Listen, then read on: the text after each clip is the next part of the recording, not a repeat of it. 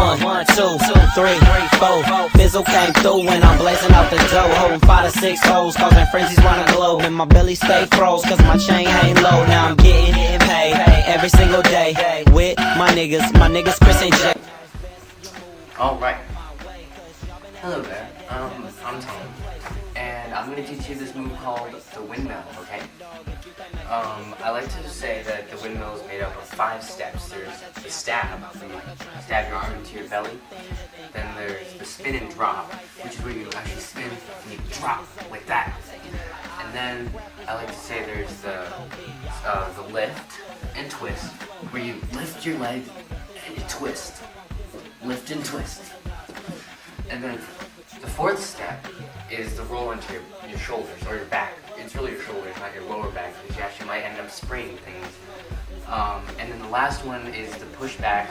You push the back of your leg and then you re-stab. Alright, here we go. We're going to start with step number 1, the step. Alright, now you're going to have to practice this a lot before you get it correct. You're going to find your certain stab spot as you keep trying to balance. Usually it's like right where your abs start to pop out, you know, when you get that 6-pack, you kind of have the little groove right here, so stick it in there. You gotta put your weight on, like this, you see? Alright, so I should be able to balance like this, and move back and forth. Can you do that? Once you can do that, you're gonna move on to the next step. Now, the next step looks kind of like it would hurt, but it doesn't. You have to do it correctly. You have to first practice the stab position, and what you're gonna do next is you gotta spin. You gotta spin like this. You see that? You gotta spin. That's the first part of the second step, the spin. You gotta be able to spin, back and forth. Alright. The next part of the second step is the drop. So you gotta do a spin and then you drop. I'll show you. I'll show you in a few angles. Here we go. You gotta spin and drop. I'll do it for you. Spin and drop. Spin and drop. Alright?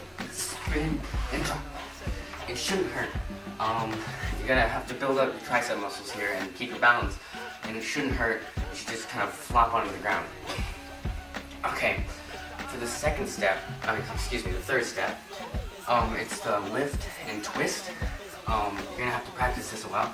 Once you get your balance in the stab position, like this, you're gonna lift your right leg, or if you're left-handed, like me, it's your right leg. If you're right-handed, it's your left leg. So I'm gonna lift my right leg, like this, and I'm gonna kick my left leg under. So like this.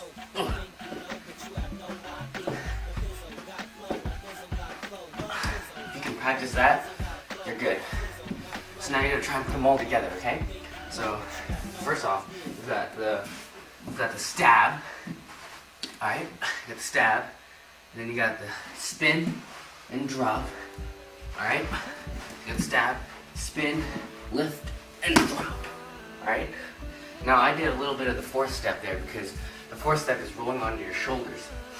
Now, rolling onto your shoulders is a bit hard. You might want to practice rolling onto your shoulders before you try and incorporate the lift and twist. So what you're gonna do is you're gonna stab, you're gonna spin, and you're just gonna roll onto your back. Alright? Stab, spin, and roll onto your back. Let me show you one more time. Alright, stab, spin, roll on your back. Okay? Once you get that, once you do that a few times and get used to it, you might try putting in the lift and twist. So you've got the stab, spin, lift and twist, roll on your back. See? Alright, I'm gonna do it really slow. Stab, spin, drop, lift and twist. See that? Alright, even slower. Stab, spin, dropping, lift, rolling on your back. Alright. The final step in a windmill is just being able to restart it. Once you can do 2 windmills, you can do a ton of windmills until you get tired. It's really just about technique. It doesn't use a ton of strength like flares. Flares, you have to work at 1, and then you go to 2, and then 3. Okay. This is probably the hardest part of the windmill, besides the getting the momentum. what you gotta do is once you're on your back, you're gonna have to lift yourself onto the back, on your shoulders, like that. Like that, alright? And at the same time you're doing that, you gotta twist. Since I'm left-handed, I'm gonna take my right leg and push it under like this. It's gonna be like that. Alright? If you're right-handed, it's gonna be the other way around. You're gonna push that way. Right. So you can't really just practice that. So be on your back like this and just kind of practice doing this. You're gonna just practice doing that. Got that? Alright. Now, putting it into the whole thing is kind of complicated. So I'm gonna show you real slow. You gotta go stab, spin, drop, lift, push. You see that? Alright, let's try this again. See, when you push, you've also got to roll like this. You're gonna take this arm, and you're gonna put this one down here. And then you're gonna kind of lift up like that. Alright? So you got a lot of things to worry about. You gotta worry about the being on your back of the shoulders like this. You gotta worry about kicking under with your leg. You also gotta worry about rolling off your shoulder and stabbing again. Alright? I'm gonna show you one windmill from stab to stab position, okay?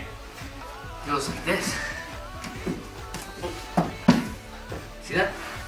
I'll show you again from a different angle.